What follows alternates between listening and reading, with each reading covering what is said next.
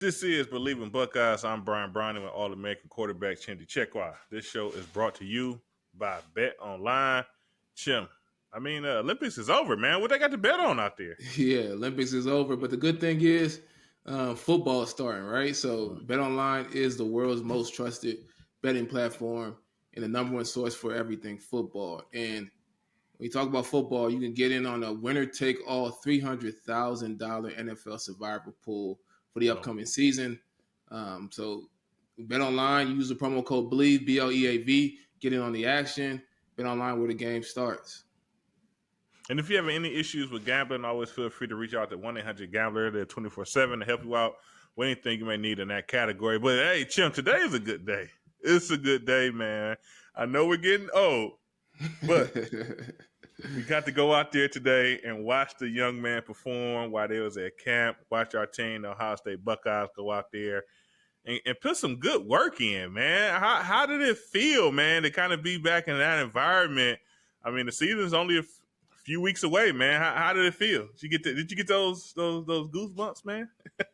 Nah, no goosebumps, man. No goosebumps. I did enjoy getting to see some of the guys we played with that were at practice, and it was always good to catch up, get to see some of the older guys that I didn't even grow up watching, right? That old, right?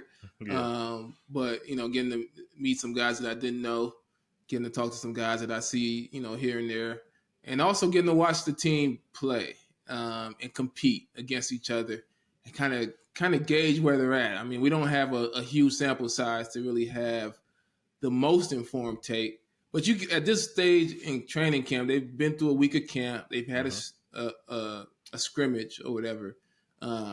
So guys kind of are in their flow, right? They put in all the initial installs and stuff. So now it's they're moving towards what they're going to be here in the next couple of weeks. So it was good. It was good to kind of take that in and see where they're at.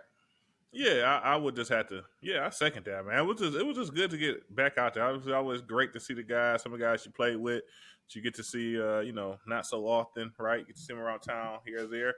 Good to see guys, but for me, it was just fantastic just to be around some football, man. It was just, I don't know, man. It was a great feeling, kind of going out there, watching the guys warm up, full pads, right? Yeah. No shorts or no tagging or anything like that today. Kind of going out there and really competing and hearing some cracking of the pass, and man, that's the guy who's out there. So yeah, and I was tired of reading storylines, right? I kind of want to see for myself because you know how it is, man. At this point, people have been so hungry and thirsty for football. Mm-hmm. We overanalyze every social media post of a catch or interception or play made, et cetera, et cetera. You see it even in the NFL, right? Yep. Every rookie quarterback is getting overanalyzed for one preseason game, et cetera, and everybody telling the future of what they're going to be.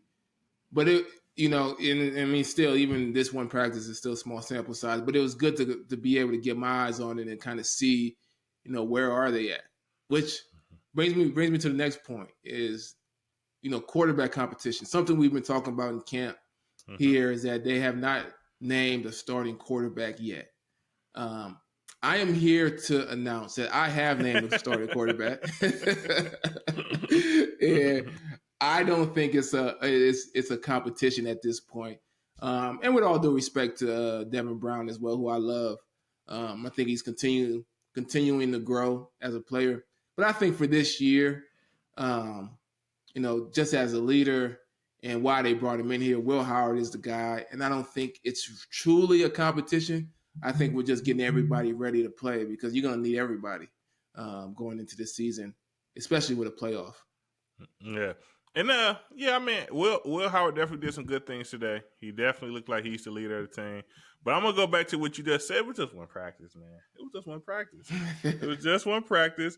And we still see, Devin Brown did not have a bad day of practice. And he's still, I would say, right now, he's probably has the best ability of stretching the field when it comes to his deep ball and kind of getting out there and getting in front of guys with his placement down the field. And we know that essentially that's a staple of Coach Day's offense, right? I know Chip is there now, and he likes to run the ball, and that's that looks great. Our running backs look fantastic.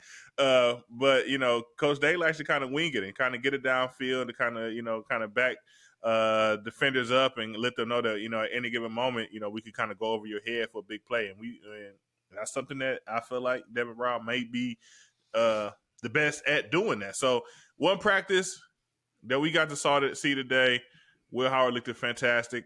Devin Brown didn't look bad to me at all.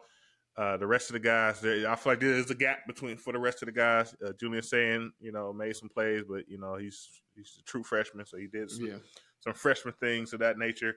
Lincoln had the ball in his hand a lot, and also we got to see Aaron Nolan kind of roll around and do some things as well. So I mean, the competition is the competition. I would like for them. I said go into practice. I said by the end of this week, Coach Day, usually when they kind of get out the hotel, because they have like a big press conference, call it, make a decision, and let's live with it. Regarding quarterback, also regarding offensive line, I think there was a lot of movement there as well on the offensive line today, and so yeah, make some decisions. Live with it. Let the team have some time to digest it and understand exactly who they'll be playing with, exactly what's going to be taking place once the season kicks off, and we go from there. Yeah, and they can name a starter, but I think the team feels like they know who the starter is at this point. I think it's really evident, and I think the coaches know. So, I mean, to that point, they should go ahead and name a starter if they do know.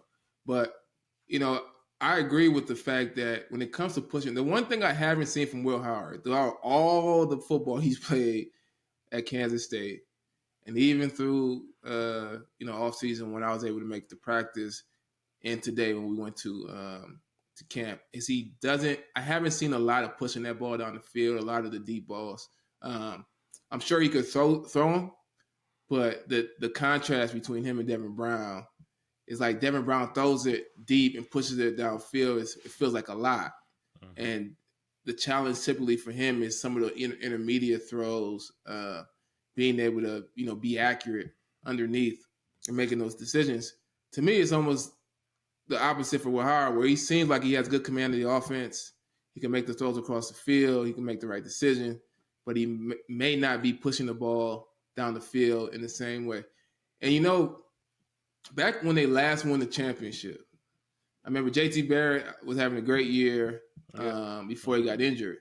But the one thing that was missing from that team, that was a team that was built to win the national championship. I mean, they had a really good team, right? Mm-hmm. That year and the year after. But the one thing that was missing was just being able to push that ball down the field, those explosive plays. And when JT went down, I was interested to see Cardale come in because I knew he had a strong arm. I knew he could throw it downfield. So I was interested to see how it was going to go. And it seemed like the first play, boom, threw the ball downfield, and the rest was history. So that's one thing, if there's one knock, I would say, or one thing that is still a question for me, even though I do believe Will Howard's going to be the starter, is his ability to throw the ball downfield, because we have the offensive players and the big playmakers to do it, to get open, different than Kansas State. But we also have an offensive head coach who likes, as you mentioned, likes to create those explosive plays, likes to draw up those big plays, and those are difference makers in a game. So that's going to be something to kind of watch throughout the year to see. Can Will Howard be able to make those? Sometimes only 3 or 4 a game, but can he connect on those and make it happen? Yeah, and be frank. Let's be frank. I mean, if you connect on one a game, right? You hit a bomb a game. That's enough, right? That's enough. Usually like that's a threat. We got to protect against the deep ball. And I say this: I don't know if Will Howard can make that throw or not, right? Obviously I know Devin Brown can, right? He makes that throw pretty easily. But I would say this: no matter who's at quarterback, throwing it up to Jeremiah Smith deep, your chances of success goes up a lot, man. I say that for sure. So whether it's that part of Will Howard's game or not, when in doubt, we'll figure out a way to throw it up at Jeremiah Smith. And I'm going to tell you right now, that's going to turn into a very high percentage play, especially after seeing him today out there at fall camp. That's for sure. Agreed. That's for sure. That's for sure. But yeah, man. But I guess I kind of want to dive into the offensive line. Obviously, we talked about it before. We got a lot of experience up front, right? We got a lot of starters returning, being led by Donovan Jackson, who's been playing essentially 4 years as 4-year starter. Essentially 4-year starter here at Ohio State. Returning left tackle, returning right tackle, who brought in Seth from Alabama, who's been starting in the last couple of seasons there. So we know the real competition on that offensive line is that right guard position, and we're still seeing some rotation there. We're still seeing Tegra Shabola getting some reps there. Also, Carson Hensman. I feel like it's really down to those two. I spoke about it before. I feel like just due to experience in this team, Hensman has the playing experience, right? He started the whole season last year at the center position, so that's who my pick to kind of plug in there, and we can kind of have Tegra as that swingman. We know he can play guard, right? We're watching him do it now, but historically he's been playing tackle for Ohio State. Been competition at right tackle, been competition at left tackle, so he could kind of definitely fill in that role as being that sixth man as an offensive line unit. But the competition is still on there, and I got to, I guess, get my eyes on them. And it's funny, it's like they're two different players, but both works when it really comes down to it. Yeah. Tegra's a longer, lengthier guy, right? Once again, like I said, he's usually at that tackle position. Carson, he's 6'5", but he just feels a little bit smaller, a little bit stockier when he's in at that guard spot. And they both do things well. They both definitely got some things to work on. But it'd be interesting to kind of see, once again, my opinion, make a decision by the end of this week, and then we roll with it and kind of take it from there. Did you have any concerns? I don't. So it's interesting because I talk about connecting with the former players at practice. I think one of the questions I kind of asked guys as I talked to them was, I mean, what do you feel good about? What don't you feel good about? And everybody's concern is the offensive line. And I'm not as concerned about the offensive line. Like, I'm really not this year. And I think, if there's one criticism that I have for Ryan Day, right? And there's no head coach in college football that doesn't have something to critique, right? Yeah. But if there's one criticism I have about Ryan Day, it's always that, like, when there's an issue during the season, it just seems like they don't get it all the way fixed, and it comes up in the big games towards the end of the season. But one thing that has been consistent is that issue that's happening during the season. Most of the time, he fixes it in the offseason. And I think the offensive line and just the offense in general, what they struggled with, quarterback, offensive line, I think those things were points of emphasis, and those things are getting fixed. And I think bringing in Chip Kelly is a big part of that. I think just being able to look at the film from last year and understand what the issue was, and it wasn't talent. So it wasn't a talent issue, which means that coaches should be able to fix it, and I think the coaches will have it fixed. I think the players, as you mentioned, have some experience now. They'll be better in their operation. So I'm not as concerned about the offensive line. I do think they need to have 6, 7 guys that they feel strongly about. And I think they do, honestly. Yeah. I think they do. And I think this team is built to win the national because of that offensive lineup, because I think that's fixed, because I think Will Howard is going to be a decent leader of that offense, and because of the coaching staff, because Ryan Day has given up the play call and then brought in somebody you trust. I think this team is built to win a national championship this year. It doesn't guarantee that they win it. Right. All right, because it's football. You still got to play the games. But they have every piece in place to go get their first win against their team up north in the past 4 years, or I'm losing count how many times. When's the last time we beat them, right? Yeah, that sounds crazy. Right. Yeah. But all the pieces are in place to go on a run because of the experience on the team, because of the experience in the coaching staff, and because of the experience, or at least the trials and challenges that Ryan Day has gone through and what he's learned from, and now his ability to step away from the play calling duties and head the team in a way where he can start solving some of those issues that pop up during the season. So I really feel good. I really feel good about this team going into the season. Yeah, I agree. I mean, this team, like, the talent is off the charts. The experience is off the charts. And when it comes down to it, is what this season's going to come down to is like all seasons, right? We're going to check a lot of boxes. We're going to win a lot of games. We're going to score a lot of points. With our defense, we're not going to give up a lot of points. But obviously, it's going to come to a couple of games where, the score is tight, right? And things maybe has not been going our way all game. And we're just going to have to figure out a way to get it done, all right?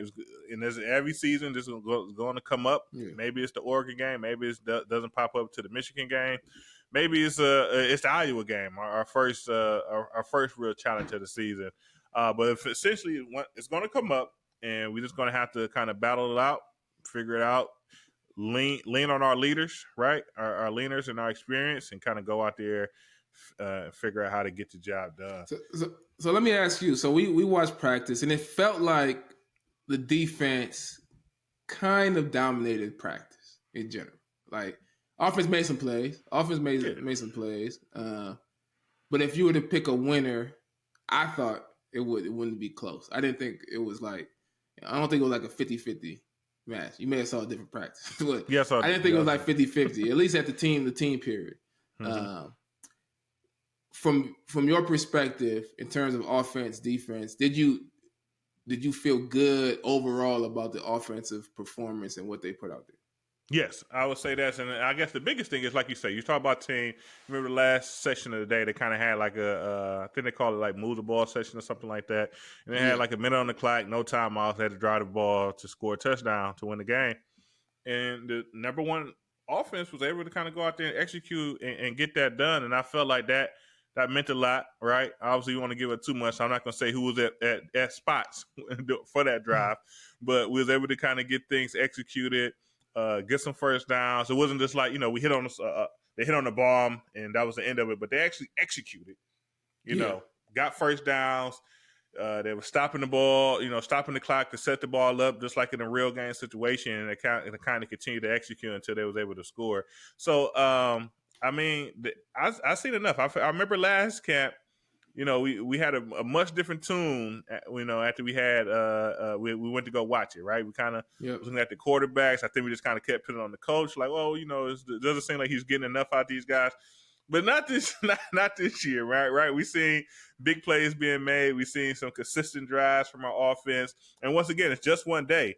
And we was able to kind of get all that. I was joking with one of the guys on the sideline, one of the former guys we used to play with, and I was like, you remember how we used to do a drill like this against our defense, and like it would have been mayhem, like, right? Like, there's no way, no timeout, so we got to drive the ball and get a touchdown. Like, chances are if we didn't hit on some big play early, we probably weren't going to get that done, right? It was going to be a tag off sack. They were going to run the clock, put in some type of scramble situation, and it probably wouldn't have went through like that. So if y'all did score, yeah. Our defensive coaches would have had a meltdown. It would have been nobody's focused. Y'all all here, y'all on the Twitter and the face space, and be like, come on, bro. Like, y'all TikTok dancing in the locker room. It'd have been mayhem. So it was live, right. I think the defense today, they had an emphasis on pressure. They had an emphasis on games up front with the D line. I feel like the offensive line handled it well, and once again, like I said, they put that drive together. So, I had a question for you. I mean, obviously, we got to watch the whole day, and we know the guys, right? We know the big name guys, the guys who are in competition on offense and defense. Did anyone stand out to you that you seen out there today that you was like, man, I didn't know this guy looked like this, or could play like this, or could make these type of plays? Anyone that you want to kind of, I guess, give a personal shout out for? Man, it's just so. Arvil Reese is a monster on the football field, man. That's a former tar butter. Yeah, it's just like you go out there. He's just in the middle of the field, that linebacker, and he is a beast. Like, he's going to be a force to be reckoned with. I don't know how the linebacker rotation is going to be. I don't know how much playing time he's expected to get, but I expect him to make plays.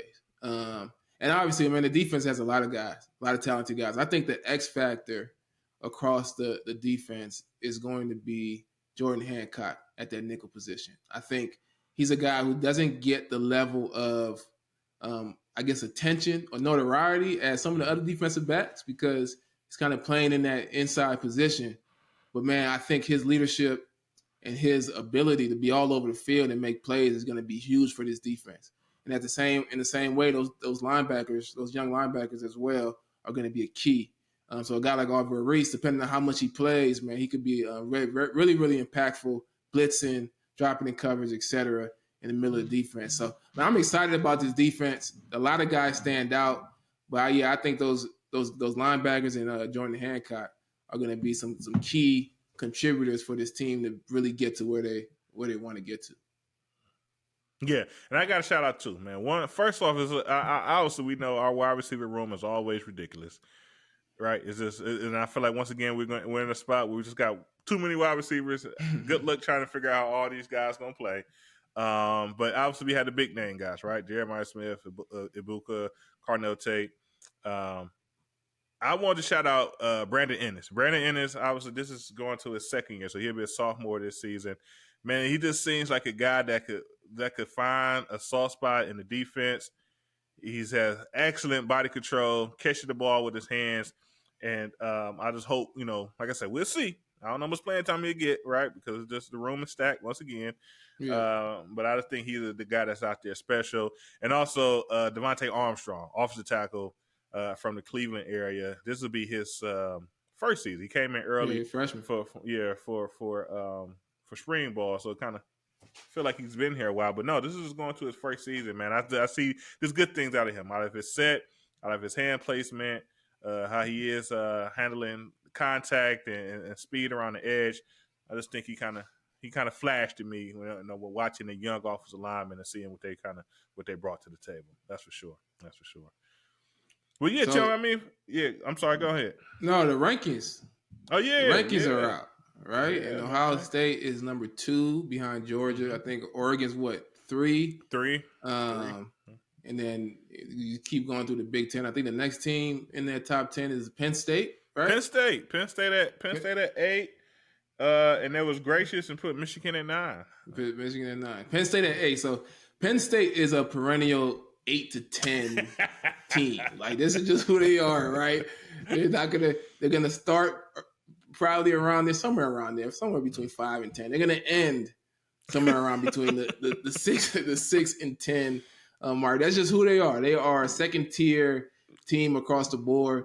And I talk about it a lot, but I don't know if it's I talk about it like I'm slighting Penn State. But sometimes you just got to be comfortable where you're at. Right, yeah. You get rid of a coach, you try to get to the next level, and you end up being Nebraska, and you can never make it back to that level. So, so Penn State remains consistent even with all the Pac-12 teams coming into the Big Ten. They still sit right there in that second tier, and Oregon and Ohio State lead the bunch. Yeah, and I guess this is kind of pretty much what's expected, right? Obviously, we know Georgia has been a juggernaut these last handful of years, so they get the 1 spot. Ohio State returning a lot. We get 2. Oregon's at 3. I feel like you could have asked anybody in college football, they would have came up with 1 through 5. Texas at 4, Alabama at 5. Yeah. Not really, and I'm not going to say this. I was really looking at the list. It's really just like the usual suspects, right? I mean, looking across college football, these are the teams that you tend to hear.